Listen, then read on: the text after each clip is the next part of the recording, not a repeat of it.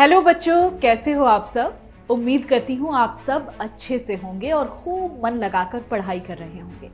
बच्चों, आज मैं आपके लिए एक बड़ी ही मजेदार कहानी लेकर आई हूँ। ये कहानी है एक जादुई टोपी के बारे में। बच्चों, सोचो कि अगर आपके हाथ में कोई जादुई टोपी लग जाए तो आप क्या करेंगे। ऐसी टोपी जो आपके कहने से सब कुछ कर दे। कुछ लोग इसका गलत इस्तेमाल भी कर सकते हैं। आप सोचो और बताओ कि आप क्या करोगे। चलो, आप इस पर कोई फैसला लो। मैं आपको ये कहानी सुनाती हूँ। ये कहानी सुनकर आपको बहुत मजा आएगा। इस कहानी में जादू है, भूत है और एक आपके जैसा बच्चा भी है जो जादुई टोपी को भूतों से हासिल करता है। चलो ध्यान से सुनो ये कहानी। बहुत पुरानी बात है। भोलापुर गांव में रामू नाम का एक लड़का अपनी दादी माँ के साथ रहता था। रामू के माता पिता की मौत 10 साल पहले एक हादसे में हो गई थी, इसलिए उसकी दादी माँ उसे बहुत प्यार करती थी।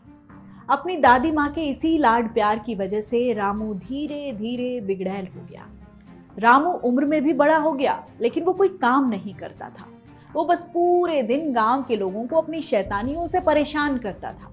आए दिन कोई ना कोई गांव वाला रामू की शिकायत लेकर दादी माँ के पास आता और रामू की दादी माँ पोते की हरकतों से काफी परेशान हो चुकी थी। एक दिन वो रामू से बोली, देख बेटा रामू, अब तुम बड़े हो गए हो।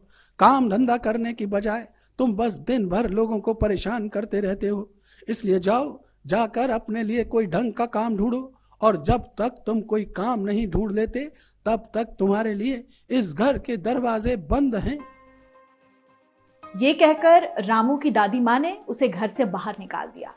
इस घटना के बाद रामू उदास मन से गांव में लोगों से काम मांगने लगा, लेकिन गांव के लोगों ने उसे कोई काम नहीं दिया।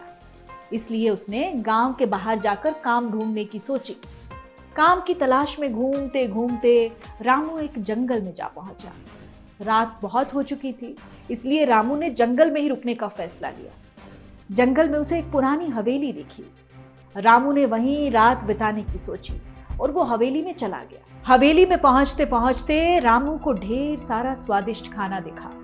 खाना देखकर रामू मन ही मन सोचने लगा कि यहाँ तो कोई नहीं रहता, फिर ये ढेर सारा खाना किस लिए है। रामू को काफी भूख लगी थी, इसलिए उसने सबसे पहले पेट भर के खाना खाया और फिर बगल वाले कमरे में जाकर सो गया। आधी रात का वक्त था। वहां अजीब सी आवाजें आने लगी। रामू की अचानक नींद खुल गई। आवाज कहां से आ रही थी, इसका पता लगाने के लिए जब रामू कमरे से बाहर आया तो हवेली का नजारा देखकर वो हक्का बक्का रह गया। उसने देखा कि कुछ भूत डाइनिंग टेबल पर बैठकर खाना खा रहे थे। रामू छिपकर उनकी बातें सुनने लगा। तभी खाना खाते हुए उनमें से एक भूत बोला, वाह, मजा आ गया। जब से हमें ये जादुई टोपी मिली है, हमारी खाने पीने की सारी टेंशन ही खत्म हो गई है। सभी भूतों ने खाना खाया और वहां से चले गए। तभी रामू की नजर टेबल पर रखी जादुई टोपी पर पड़ी। रामू टेबल के पास पहुंचा और उसने जैसे ही वो टोपी उठाई, टोपी में से एक आवाज आई, मैं तुम्हारी क्या मदद कर सकती हूँ? अरे ये क्या, तुम तो बोल भी सकती हो? हाँ, मैं जिसके हाथ में रहती हूँ वही मेरा मालिक होता है और मैं उसकी सभी बातें मानती हूँ। बोलिए, मैं आपकी क्या सेवा करूं? तुम क्या क्या कर सकती हो? मैं हर वो काम कर सकती हूँ जो तुम मुझसे चाहो, और मेरी सबसे खास बात यह है कि जो भी मुझे पहनता है वो लोगों की नजरों से गायब हो जाता है। जादुई टोपी की बात सुनकर रामू बहुत खुश हुआ। जैसे ही रामू ने उस टोपी को पहना, वो अचानक से गायब हो गया। रामू ने अचंभित होकर कहा, हे जादुई टोपी, मुझे मेरे घर पहुंचा दो। रामू के इतना कहते ही पल भर में रामू अपने घर पहुंच गया। टोपी का जादू देखकर रामू बहुत खुश हुआ। रामू ने जादुई टोपी को लेकर अपनी दादी को सारी घटना बताई। टोपी की बात सुनकर दादी माँ भी हैरान रह गई। उन्होंने रामू को माफ कर दिया। उधर जादुई टोपी पाकर रामू खुश था। दूसरी ओर जब सारे भूत हवेली में वापस खाने पहुंचे तो वो ये देखकर परेशान हो उठे कि उनकी जादुई टोपी गायब थी। सारे भूत गुस्से में टोपी ढूंढने बाहर निकल पड़े। उन्होंने गांव के लोगों को परेशान करना शुरू कर दिया। सारे भूत लोगों से जादुई टोपी के बारे में पता करने लगे। रामू घर के अंदर से भूत की सारी बातें सुन रहा था। उसने मन ही मन भूत को सबक सिखाने की ठानी और वो जादुई टोपी पहनकर गायब हो गया। रामू ने भूतों का एक डंडा लिया और भूतों के पीछे पड़ गया। रामू ने गायब होकर भूतों को खूब पीटा। सारे भूत इधर उधर भागने लगे। अंत में परेशान होकर सारे भूतों ने रामू से उन्हें बख्श देने की मांग की।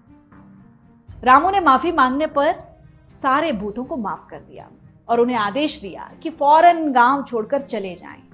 लेकिन जाते जाते रामू ने भूतों को यह भरोसा दिया कि उनके खाने के लिए वो रोजाना हवेली में खाना पहुंचा देगा। भूत भी ये सुनकर खुश हो गए और वो वहां से चले गए। भूतों के जाते ही रामू भी अपने असली रूप में आ गया।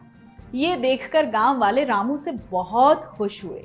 गांव वाले जिस रामू की हरकतों से परेशान थे वो अब रामू से खुश थे, क्योंकि अगर रामू उन्हें भूतों से न बचाता तो भूत उन्हें बहुत परेशान करते। तो बच्चों देखो कैसे रामू ने अपनी बुद्धि का इस्तेमाल कर उन भूतों को भगाया और जादुई टोपी का सही इस्तेमाल किया।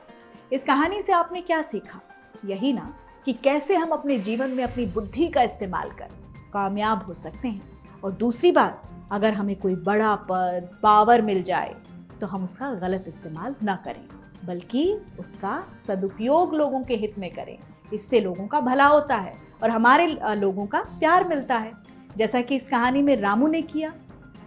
आगे आप सबसे फिर से मुलाकात होगी। अब मैं चलती हूँ। ऐसी ही एक नई और मजेदार कहानी के साथ एक बार फिर से आऊंगी। तब तक के लिए मुझे दीजिए इजाजत। नमस्कार।